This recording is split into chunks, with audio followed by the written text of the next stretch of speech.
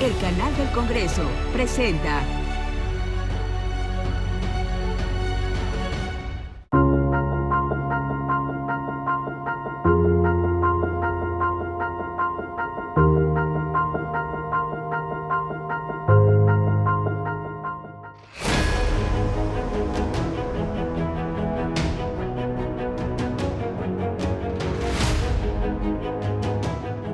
Ser legislador es precisamente configurar desde la ley o desde la Constitución las soluciones a los grandes problemas del país.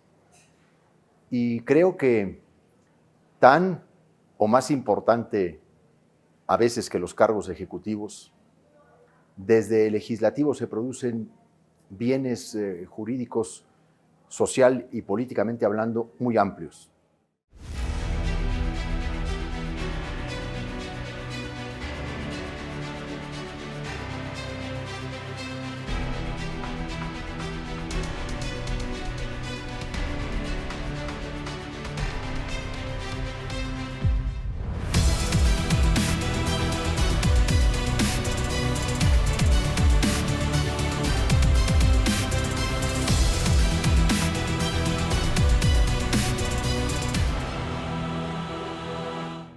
Es una enorme distinción y una responsabilidad también a la vez. En la historia de México son muy pocas las personas, comparativamente entre la población general, que llegan a tener la responsabilidad de ser legislador.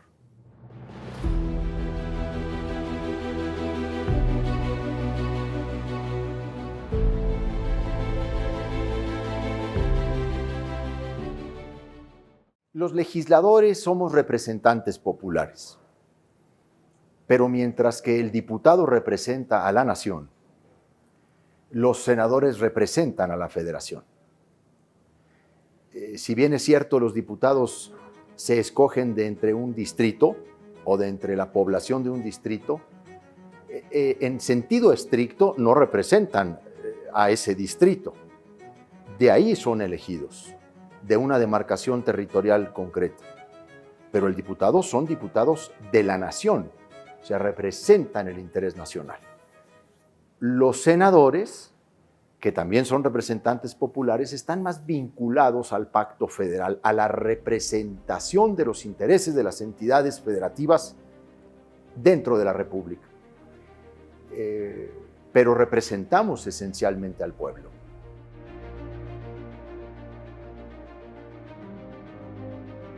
El Congreso es el mayor espacio de la representación nacional en términos no solamente regionales, territoriales, culturales, demográficos del país, sino efectivamente allí se congrega la pluralidad de la nación. Entendida la pluralidad como las perspectivas políticas distintas, las ideologías diferentes, las posiciones programáticas diversas, religiosas, y en ese sentido es un espacio llamado siempre a debatir, a discutir, pero a acordar en pluralidad. Y ese es el gran reto y diría yo la gran responsabilidad que tiene un Congreso.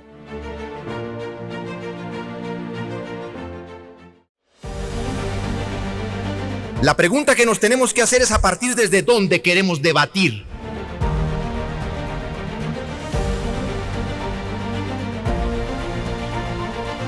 Medios plurales, reflejo de la sociedad que vivimos y no voceros oficiosos de un discurso unidimensional.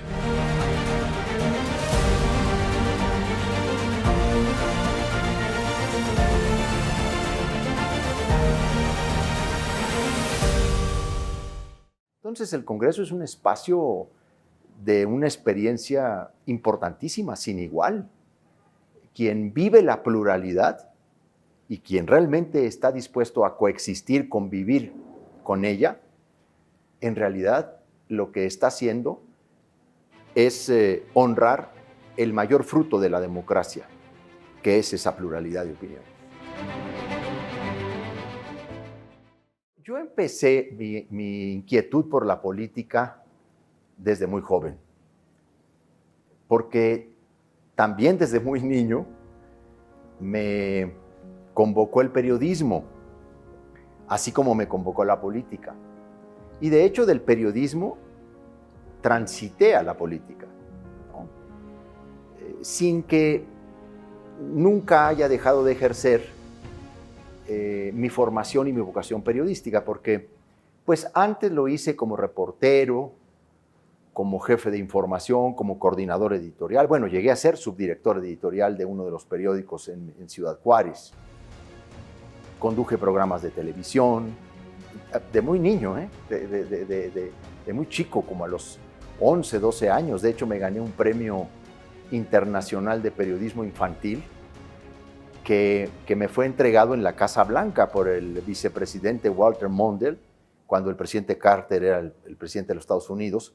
Esto fue dentro del 79, que fue el Año Internacional del Niño, y entonces hubo muchos concursos y muchas convocatorias, y hubo una particularmente importante sobre niños periodistas en el mundo. Y bueno, a mí me tocó ganar el primer premio internacional de periodismo infantil, y me entregaron ese premio. Y bueno, me incorporé a las filas del PAN muy joven. Tuve un contacto con Pablo Emilio Madero Beldem, el candidato presidencial del PAN en 1982. A mí me tocó entrevistar a los 3 candidatos presidenciales de esa campaña para el programa de televisión que yo tenía. Entrevisté a Arnoldo Martínez Verdugo. Obviamente con el ingeniero Madero, pues yo tuve una gran relación, pues fue un personaje que a mí me inspiró para ingresar al PAN en los 80s, en 1982. De hecho, tras su campaña presidencial, yo me incorporé a las filas del PAN. Entrevisté también a Miguel de la Madrid Hurtado en una gira que se llamó, era gira nacional, Bosques y Selvas, Prioridades Nacionales. Se hacían foros. Y yo entrevisté a De la Madrid como el niño maravilla ahí de la frontera, ¿no? En 1983 gana Pancho Barrio la presidencia municipal de Ciudad Juárez, ¿sí?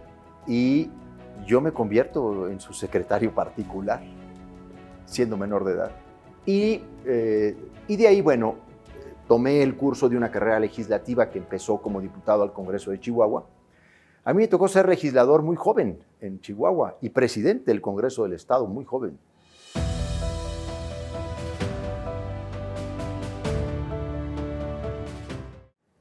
Yo llegué a diputado local en 1992 y me tocó presidir el Congreso en varias ocasiones, la comisión permanente que existía y comisiones relevantes. Y yo creo que ahí fue donde, como se dice, ahí descollé, ¿no? Porque además se me dio la facilidad desde entonces de la tribuna. Si aquí hubiera voluntad de enmendar, regresarían esta paralela a las comisiones y entraríamos en una verdadera discusión de corregirla, ya no ni siquiera de mejorarla o de aumentarle, de corregirla. Pero esa no es la voluntad de hacerlo.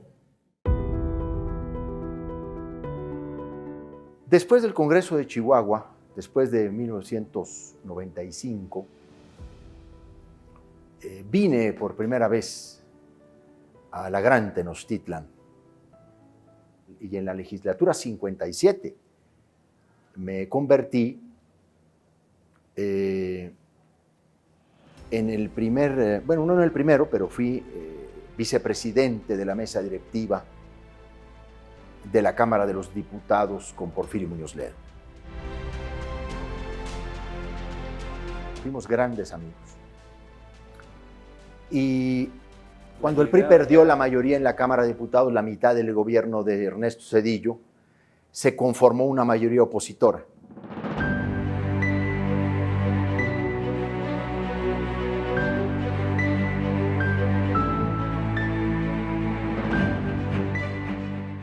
Esa mayoría fue el fruto de lo que se llamó el Pacto de Esopo.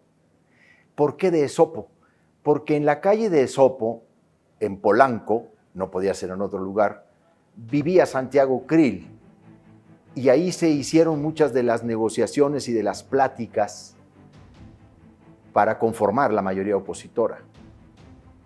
El PRI estaba embistiendo y embatiendo de distintas formas, algunas muy cuestionables, si no es que corruptoras, para que eso no fuera posible. Pero hubo mayoría opositora, y ese fue el Pacto de Esopo. En Esopo se determinó que yo debía ser el presidente de la Comisión de Radio, Televisión y Cinematografía de la Cámara de los Diputados, y que debíamos hacer un impulso otra vez del famoso derecho a la información. Pero que antes yo podía ser integrante de la mesa directiva con Muñoz Ledo, representando ahí al PAN. Fue una gran experiencia. Ahí incorporamos por primera vez la creación del canal de televisión del Congreso, una iniciativa que a mí me tocó presentar porque me tocó ser parte del impulso para que existiera este canal, formalmente hablando, ¿no? Que esa es otra historia que podríamos contar, cómo convencí al presidente Zedillo de que el canal debía tener una señal, que se le debía reconocer una señal de transmisión en televisión. La constitución de la Comisión Bicameral es un avance en la evolución de la política de comunicación social del Poder Legislativo y concretamente de esta Cámara de Diputados, que quiere garantizar un derecho fundamental de los ciudadanos a estar informados de los asuntos públicos y de las decisiones que en su nombre toman los órganos del Estado. Luego fui senador de la República por primera vez en el año 2000. Y luego tuve un intervalo en el 2006 al 2009.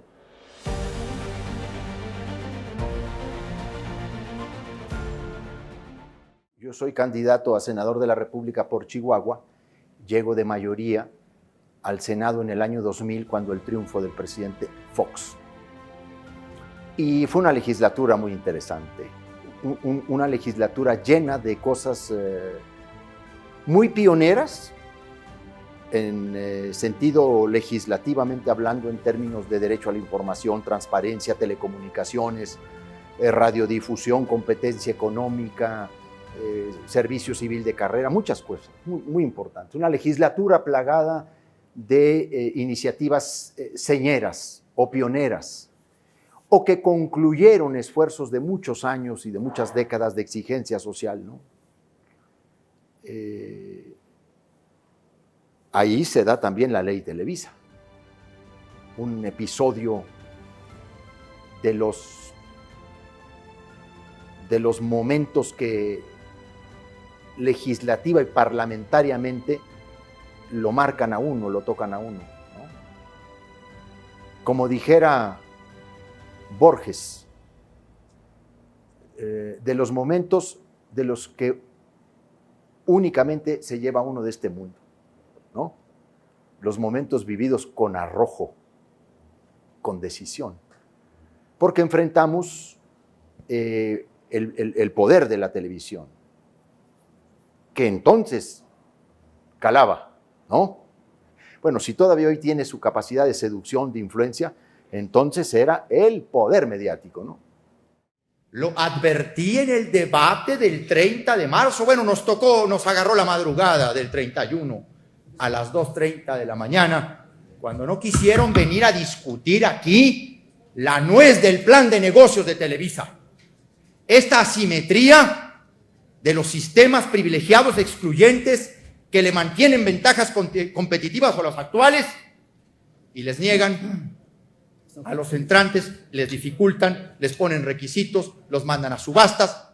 Fue una reforma promovida por Televisa para hacerse de ventajas indebidas a partir de un esquema de reformas a la Ley Federal de Radio y Televisión.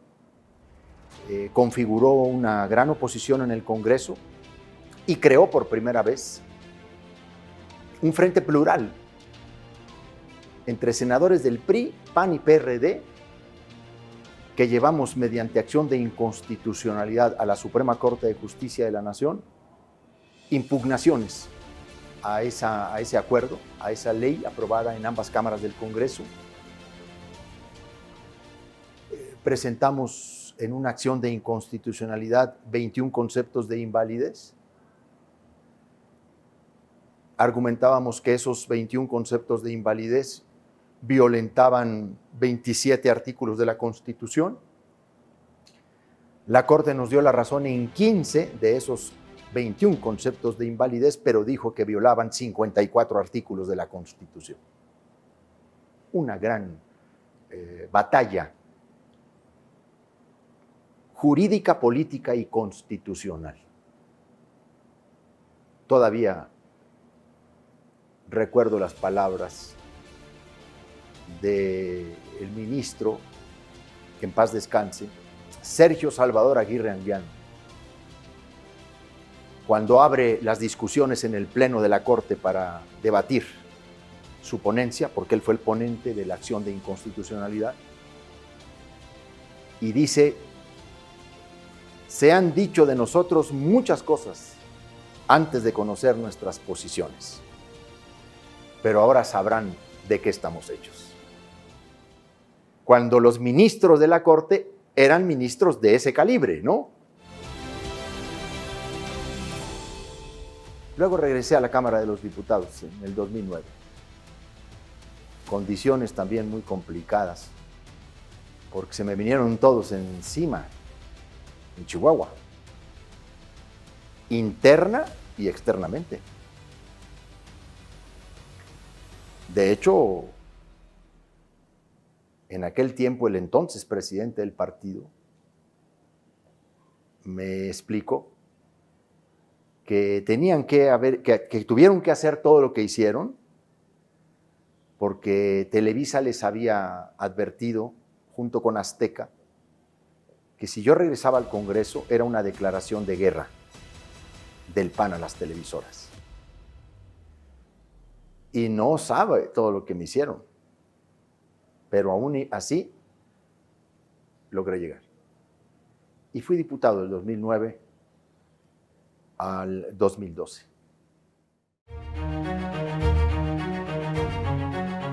Yo no he ido a academia alguna. Yo soy un fruto del Parlamento mexicano.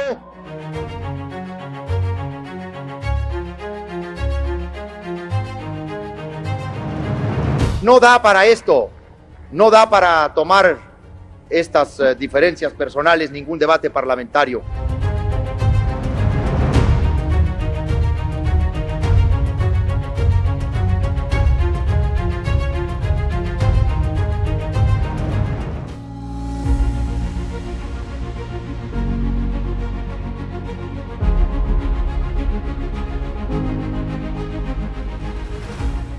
Habiendo sido tan embatido de adentro y de afuera,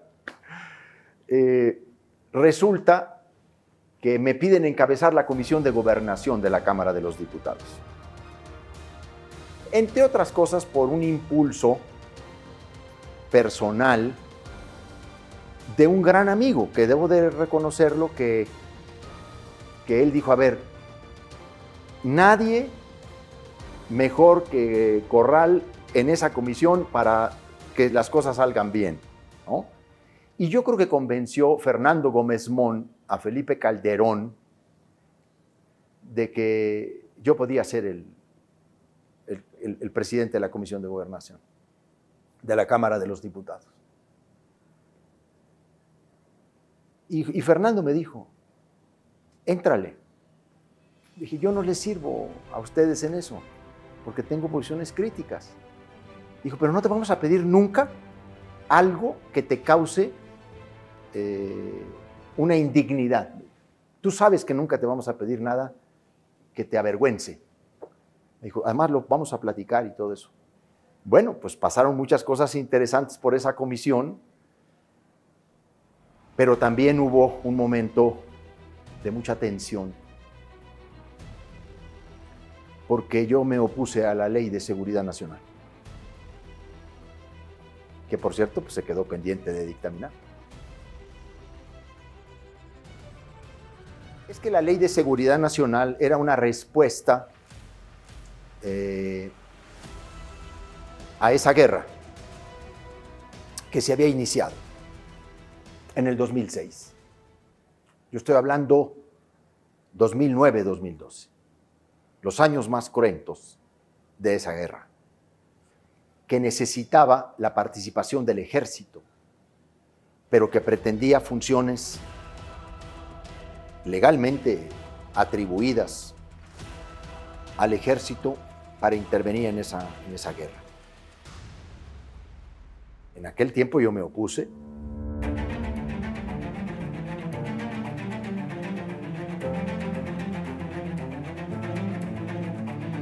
Regresé al Senado en el 2012, entusiasmado con los propósitos del Pacto por México, y luego, conforme fue avanzando el tiempo, decepcionándonos de cómo en lo secundario, en lo reglamentario, se traicionaban los grandes objetivos del Pacto por México. Y la primera que sufrió realmente un embate pues en sentido contrario a todo lo que se había anunciado fue la Ley de Telecomunicaciones, ¿no?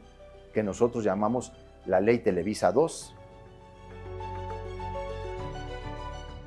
Yo había votado la reforma constitucional en materia de telecomunicaciones y radiodifusión a favor, con grandes aplausos, ¿no?, al nuevo Salvador de México, ¿no?, que era Peña Nieto.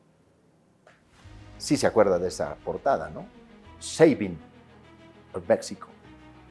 Y entonces, esas reformas en lo constitucional pues iban muy bien, pero luego vimos la manera en que se desfondaron en las leyes reglamentarias, ¿no? El fiasco, la simulación a la que se prestaron pues, los protagonistas e impulsores del Pacto por México. Solo sirvió para darle aire otra vez al PRI y a Peña Nieto. Y luego vino la catastrófica reforma energética. Tremenda. Solo 2 senadores del PAN votamos en contra de la reforma constitucional en materia energética. El entonces senador Ernesto Rufo Appel, que también había sido gobernador de Baja California, el primer gobernador panista en 1989,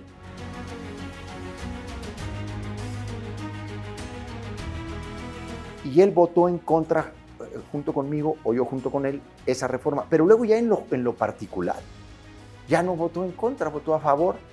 Ya, bueno, ahí sí ya lo perdí, dije, bueno, aquí, ¿qué pasó? Y yo voté toda la reforma energética en contra en lo constitucional y en lo particular.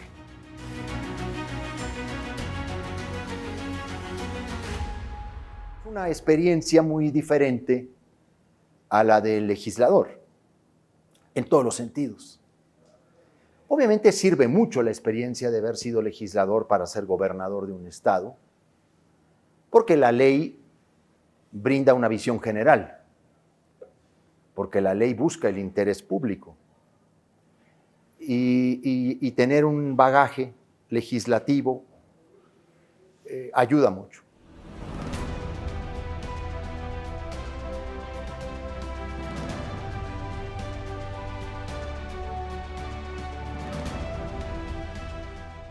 Yo le podría hablar muchas cosas de mi gobierno, pero también quiero decirle que me tocó una época complicada. Es que a mí me tocó ser gobernador cuando ya ser gobernador no era un privilegio, era una verdadera friega, ¿no? Por decirlo de forma amable, ¿no? sin recursos, muy limitados frente a necesidades urgentes.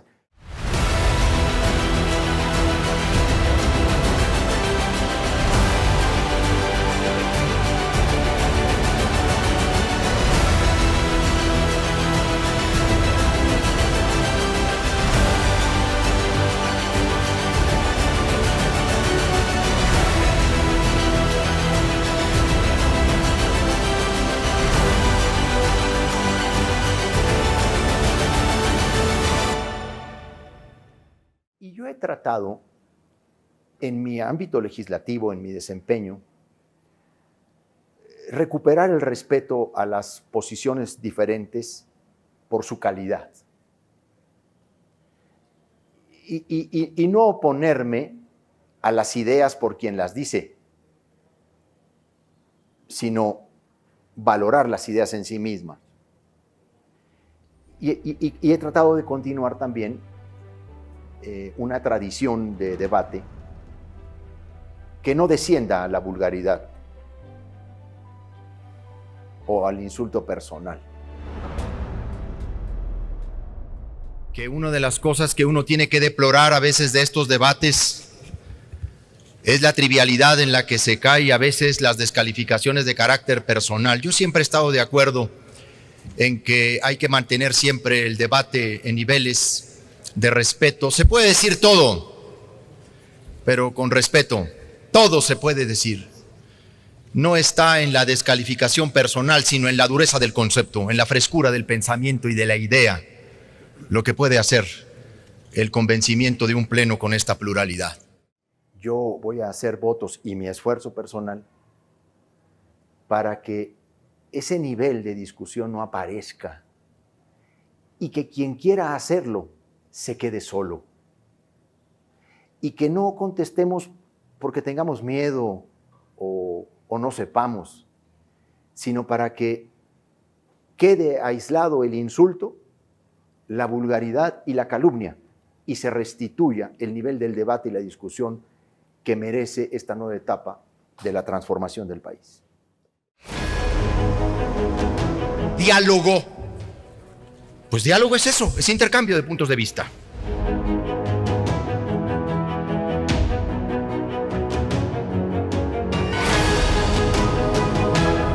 La palabra que está como instrumento de trabajo y la palabra que está como garantía del acuerdo que se cumple.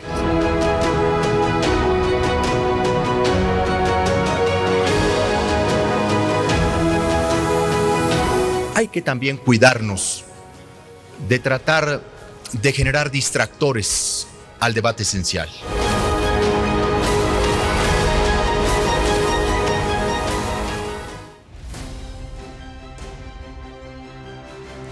Yo me siento muy satisfecho y muy orgulloso de mi carrera política.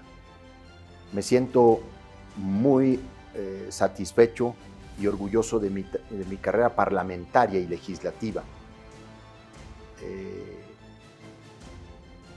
Yo creo que no hay nada más satisfactorio para una persona o para un legislador o para un parlamentario que reconocer el puño de su letra y de su pensamiento en algunos artículos de la Constitución y decir, miren, ese artículo yo lo redacté.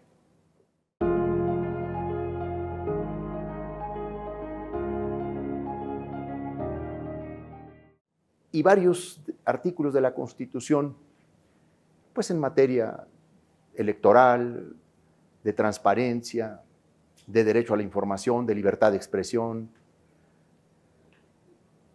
son parte de mi pluma. Y ese es un privilegio y un orgullo enorme, sobre todo cuando eso trasciende el tiempo y sigue ahí. Y de ahí se derivan muchas normas y se derivan muchas acciones y muchos bienes y muchas políticas públicas, pues es una enorme satisfacción, ¿no? Así que yo me siento muy, muy orgulloso de ver En muchas leyes, por supuesto, el trazo de mi pluma o de mis ideas, pero verlas en la Constitución es otra cosa.